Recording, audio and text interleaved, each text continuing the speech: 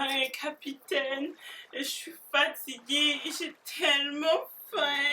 Oh, qu'est-ce qui m'a pris de tout manger, de manger toutes les croustilles. On avait dit 3 par jour et j'en ai pris plus que 3 par jour, mais c'était tellement bon. Là, j'ai faim, les amis. Les amis, quand vous avez faim, comment vous agissez? Montrez-moi comment vous agissez quand vous avez faim. Oh, mais moi, je vais vous montrer comment je me sens. Là, je me sens comme ça, je mets mes mains sur mon ventre. Là, je fais, oh, j'ai faim, j'ai faim, j'ai faim. Faites comme moi, ok? 1, 2, 3, go. Oh, j'ai faim, j'ai faim, j'ai faim. Oh, les amis, qu'est-ce que j'ai fait? Moi, j'aime pas ça, avoir faim. Tu sais quoi, capitaine? Moi, là, j'ai tellement faim que je mangerai Capitaine Barbelon 3. Oh, quoi, capitaine? Ah, non, je fais pas ça, c'est pas vrai, capitaine. Quoi? Non, je suis plus fâchée contre toi. T'as volé la roulette, mais finalement, je t'ai rattrapé et t'as promis de ne plus jamais refaire ça. Ouais, alors, non, je suis pas fâchée contre toi et non, je mangerai pas Capitaine Barbelon 3. Mais j'ai faim. J'aimerais tellement ça ne pas avoir faim. Quoi? C'est vrai, t'as raison, si j'avais plus faim, je pourrais plus manger mon gâteau préféré. Je pourrais plus manger mon repas préféré. Oh, non. Et toi, les amis, c'est quoi ton plat préféré à toi? Quoi? Moi aussi, j'aime ce plat-là, mais mon plat que j'aime le plus, c'est les blés croustillants. Oh, là, je me rappelle comment j'avais faim. Oh, si seulement je pouvais trouver de la nourriture.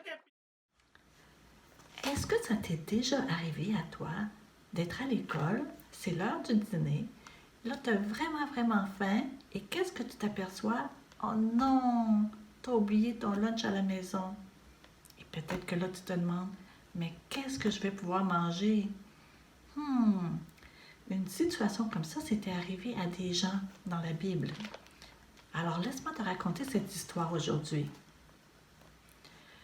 Alors, partout où Jésus allait avec ses disciples, eh bien, les foules se rassemblaient. Jésus était populaire parce qu'il faisait des miracles, il enseignait, les gens voulaient le voir. Alors, ça devenait difficile très souvent, difficile pour Jésus et ses disciples de trouver même un peu de repos, de pouvoir manger, d'être tranquille. Alors, cette journée-là, Jésus a dit à ses disciples, allons à l'écart dans un endroit désert où vous allez pouvoir vous reposer un peu. Alors, ils sont tous montés dans une barque pour traverser le lac pour aller se reposer dans un endroit plus tranquille. Alors, je suis certaine que durant la traversée, les disciples étaient très contents en se disant on va trouver un petit peu de repos tout seul avec Jésus de l'autre côté. Mais la foule les avait vus. Les gens avaient vu Jésus et les disciples monter dans la barque. Ils avaient vu vers quel endroit ils se dirigeaient. Alors, qu'est-ce que les gens ont décidé de faire? Ils ont décidé de se rendre là où ils allaient. Alors, ils ont commencé à marcher autour du lac pour aller les rejoindre. Et puis, au fur et à mesure qu'ils marchaient, d'autres personnes s'ajoutaient. Et puis, finalement, arrivés de l'autre côté du lac, il y avait une grande foule qui attendait Jésus et les disciples. Alors, cette foule-là désirait entendre les enseignements de Jésus, bien sûr, puis aussi qu'ils guérissent leurs malades.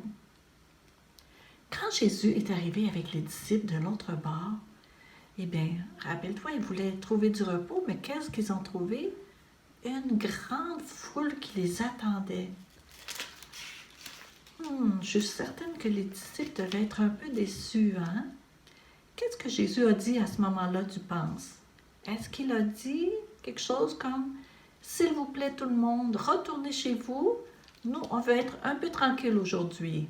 Est-ce qu'il a dit ça? Mais non.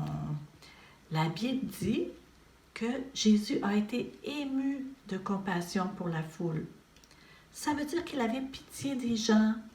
Il les voyait comme des brebis qui n'ont pas de berger. Imagine-toi une brebis qui est perdue dans la nature, toute seule dans la forêt ou quelque chose, ou n'importe où. Les brebis, ce sont des animaux qui ont besoin d'un berger pour les guider, pour les nourrir. Une brebis qui serait perdue toute seule ferait vraiment pitié, hein? Mais Jésus voyait la foule comme ça. Alors, qu'est-ce qu'il a décidé de faire? Il a décidé de laisser tomber le temps de repos, puis il a commencé à enseigner la foule et à guérir les malades.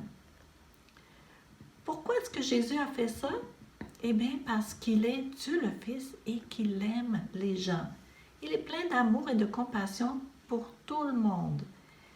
Il est plein d'amour et de compassion pour toi aussi, hein? Dieu est comme ça, hein? La Bible dit, car Dieu a tant aimé le monde. Dieu, c'est celui qui a tout créé. Il a créé les étoiles, il a créé les océans, les animaux, et il t'a créé toi aussi. Et il t'aime vraiment beaucoup. Il est parfait. La Bible dit qu'il est saint, ça veut dire qu'il est parfait. Il n'a jamais fait de péché. Et son amour pour toi, il est parfait aussi. Il t'aime d'un grand amour. Et le Seigneur Jésus, lui, il aimait les gens parce qu'il est Dieu le Fils. C'est pour ça qu'il a renoncé à son temps de repos avec ses disciples pour prendre soin de la foule. Et puis là, le temps a passé très vite. Il commençait à se faire tard. Et les gens, ça faisait un bon bout de temps qu'ils n'avaient rien mangé du tout. Alors les disciples, ils ont demandé à Jésus de renvoyer la foule, de les envoyer en fait dans les villages autour pour qu'ils puissent s'acheter quelque chose à manger. Ces gens-là commençaient à avoir vraiment faim. Mais les gens de la foule, ils avaient aussi une deuxième sorte de faim, une autre faim. Ils avaient aussi une faim spirituelle. Ils avaient faim de connaître plus Dieu, d'en connaître plus. C'est pour ça d'ailleurs qu'ils étaient allés écouter Jésus. Ils voulaient vraiment en apprendre plus. Ils avaient faim aussi d'avoir leurs péchés pardonnés. Comme nous, on a besoin d'avoir nos péchés pardonnés, hein? C'est quoi le péché, peut-être, tu demandes? Le péché, c'est désobéir à Dieu par nos paroles, nos actions et puis nos pensées. Est-ce que tu peux me donner un exemple de péché? Oui, mettons mentir, hein? Ne pas dire la vérité, ça c'est un péché. Ou bien voler, prendre quelque chose qui ne t'appartient pas, ça c'est un péché aussi, hein? Comment ça se fait que toi et moi, on fait des péchés comme ça? Ben, c'est parce qu'on est tous nés avec le désir de faire les choses comme on veut au lieu d'obéir à Dieu. La Bible dit, je vais te le lire ici, car tous ont péché. Oui, tout le monde fait des péchés. Puis Dieu, il doit punir le péché. Puis la punition du péché, ben, c'est d'être séparé de Dieu, même pour toujours. Et ça, c'est vraiment quelque chose de terrible. Puis tous ces gens qui étaient rassemblés auprès de Jésus, ben, ils avaient cette faim spirituelle de connaître Dieu puis d'avoir leurs péchés pardonnés. Mais aussi, ils commençaient vraiment à avoir faim pour de la nourriture. Alors, les disciples, là, ils ne voyaient pas de solution, hein? Ils ont demandé à Jésus d'envoyer cette grande, immense foule dans les villages autour pour qu'ils aillent s'acheter de la nourriture. C'est alors que Jésus a demandé à Philippe, où achèterons-nous des pains pour que ces gens puissent manger? Jésus voulait qu'on leur donne à manger. Philippe a répondu, mais il a sûrement regardé l'immense foule autour d'eux et puis il a dit, mais les pains qu'on pourrait acheter avec l'argent de toute une année de travail, ça ne suffirait pas pour en donner un peu à chacun. Il y avait vraiment beaucoup de monde, hein? Beaucoup trop de monde. André, un autre disciple, il s'est approché de Jésus. Il a dit, mais il y a ici un jeune garçon qui a 5 pains et 2 poissons. Mais c'est vrai que c'est vraiment pas beaucoup pour autant de personnes. Moi, je trouve ça vraiment merveilleux que dans cette situation-là, un jeune garçon, il a voulu partager son repas. Alors, c'était une petite offrande, mais le Seigneur Jésus est capable de faire de grandes choses, même avec les petites offrandes. Jésus, il a fait asseoir tout le monde dans l'herbe, comme pour un pique-nique. Les gens devaient être très attentifs à savoir qu'est-ce qui va se passer maintenant. Alors le Seigneur Jésus, il a pris les 5 pains et les 2 poissons. Il a remercié Dieu pour la nourriture. Puis ensuite, il a appelé ses disciples et leur a demandé de distribuer cette nourriture-là à la foule. Les disciples ont obéi. Et puis, qu'est-ce qui est arrivé? C'est qu'au fur et à mesure qu'ils distribuaient les pains et les poissons, il en apparaissait des nouveaux. Il y en avait toujours. Ah, ça, c'était un miracle. Finalement, tout le monde a pu manger, puis même on a rapporté 12 paniers des morceaux qui restaient. La foule était vraiment emballée. Ils n'avaient jamais vu quelque chose comme ça. Ils ont commencé à dire, il faut que cet homme-là devienne notre roi, le roi de notre pays. Ah, ça serait vraiment formidable d'avoir un roi comme ça, qui peut nous nourrir comme ça avec des miracles. Mais Jésus n'était pas venu sur la terre simplement pour donner de la nourriture, hein? Et il était venu pour nous sauver. Comment est-ce que Jésus a fait cela?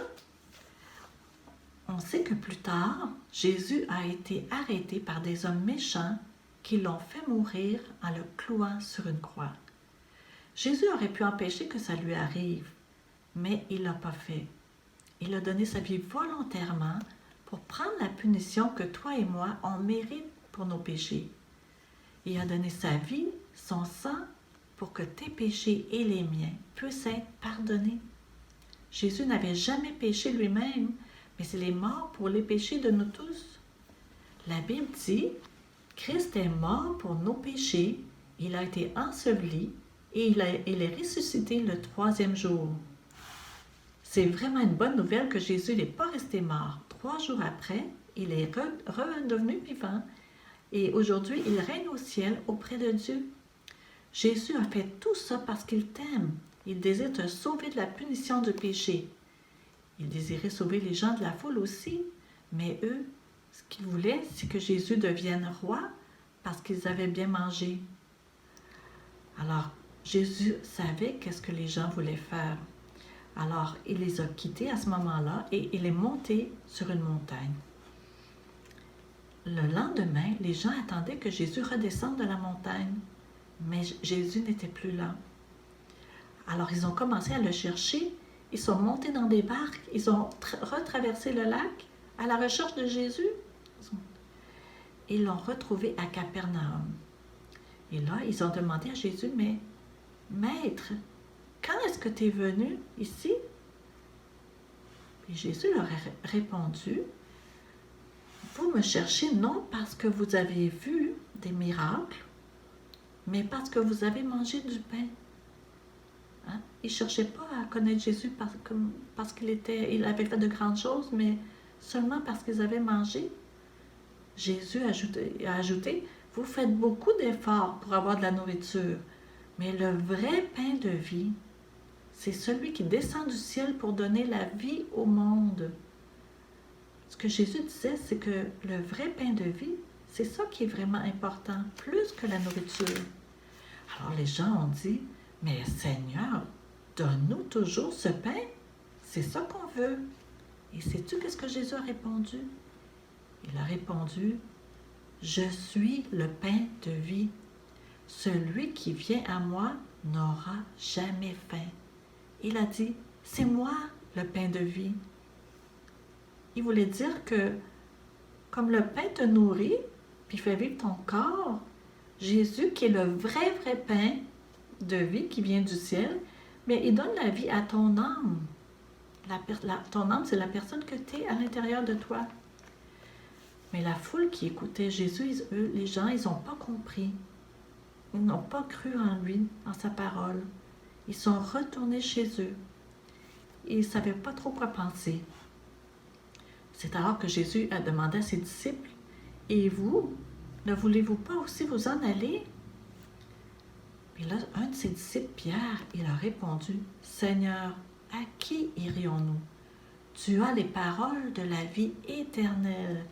Et nous avons cru et nous avons connu que tu es le Christ, le Fils du Dieu vivant. » Pierre y croyait en Jésus. Et toi, est-ce que tu crois que Jésus est descendu du ciel pour te sauver de tes péchés? La Bible dit, car Dieu a tant aimé le monde qu'il a donné son Fils unique, afin que quiconque croit en lui ne périsse point, mais qu'il ait la vie éternelle. Ça veut dire que Dieu t'a tellement aimé qu'il a envoyé Jésus prendre la punition que tu mérites pour tes péchés en mourant sur la croix pour toi.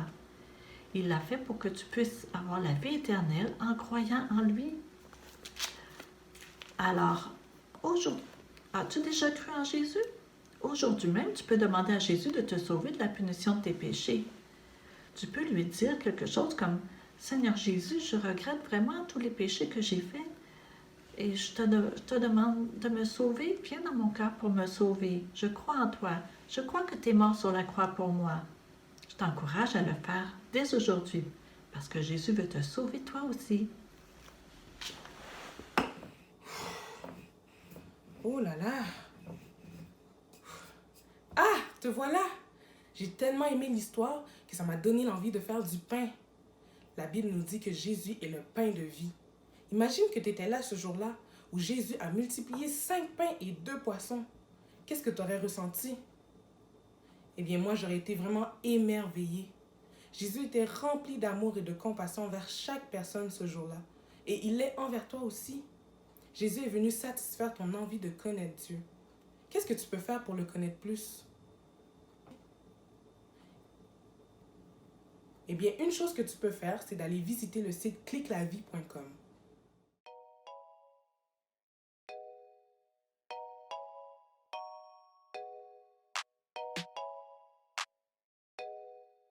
I'm a little kid beat.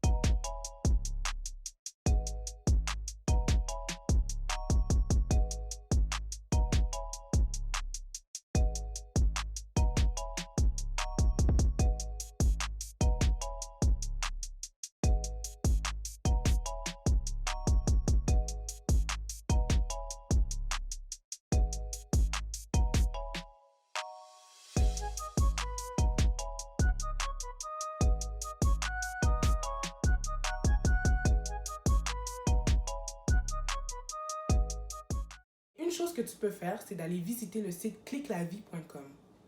Tu peux aussi demander à tes parents de télécharger la deuxième feuille d'activité. Il y a la vérité que tu peux essayer de trouver. Et ici, il y a deux images avec des différences que tu peux essayer de distinguer. Bon, moi, j'allais continuer à faire mon pain. Et on se retrouve pour la prochaine vidéo. Bye!